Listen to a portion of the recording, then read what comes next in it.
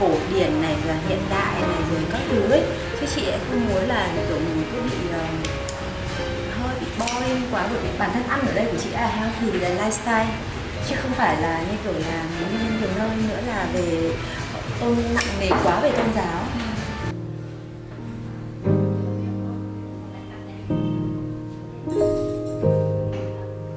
Ngoài bên cạnh những cái super này các thứ này, Lady Kim này, hoặc là Nghi Lương là cái loại mà đẹp nhất.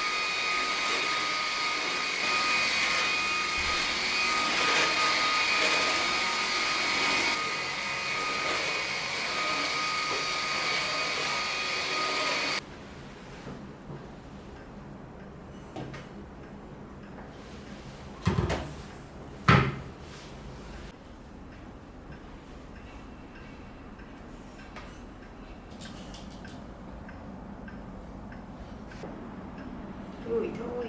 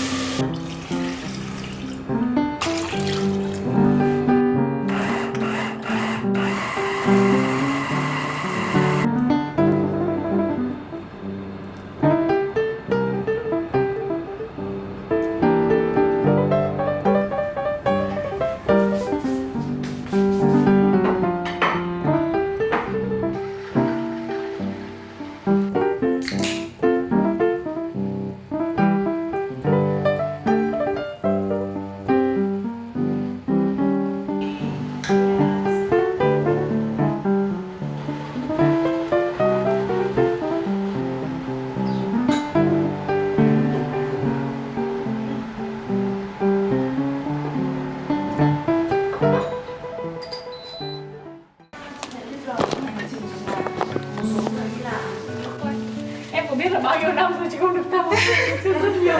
Dùng gốm hay là thủy tinh thì mình đều phải tráng ra cho nó nở, thì như thế nó không bị sốc nhiệt, mình sẽ tránh được cái khoản là mình bị nứt vỡ. Đấy. Luộc cái ấm đấy để cho nếu mà nó là ấm từ xa kiểu ấm Trung Quốc ấy, thì luộc nó cũng đỡ tanh cái ấm. Hàng xịn, có một cái ấm đun nước xịn là tốt nhất. Em nên trà Nhật nó lại khác trà Trung Quốc như thế. Đó là lý do mà mình muốn làm cái workshop này, bởi vì thực ra là mua được trà Nhật ngon ở Việt Nam rất là khó. Trà lá ấy. Tại bây giờ đang cuồng matcha thì mua matcha lại dễ rồi, ngày trước thì cái gì cũng khó, nhưng mà mua trà lá thì lại không dễ đâu. Pha để mọi người nhìn thấy thì nó lại rất là tốt cho cái việc mà mình bây giờ mọi người hay bị mất nước. Cứ thoải mái nốt ạ. Để ý đến cái màu sắc của cái nước trà nhé. Rót từ từ, rót thật từ từ em nhé. Rót thật từ từ và phải rót đến giọt cuối cùng thì thôi. Của lưỡi, đầu lưỡi, cuống lưỡi và hai bên nó lại cảm nhận khác nhau, thì mọi người có thể cứ thưởng thức từ từ. Lá, nốt tảo biển, nó chính là cái đặc trưng của trà Nhật Bản. Hương của matcha này nó khác nhau, ví dụ như kiểu là hương cỏ, hương hoa thì nó cũng là do là giống trà. Đúng rồi, cái giống trà nó như cái Uji Hikari này nó sẽ là có hương cỏ nhiều hơn là hương hạt nhá. Ví dụ như Oku Midori thì nó rất là nhiều mùi hạt đặc trưng.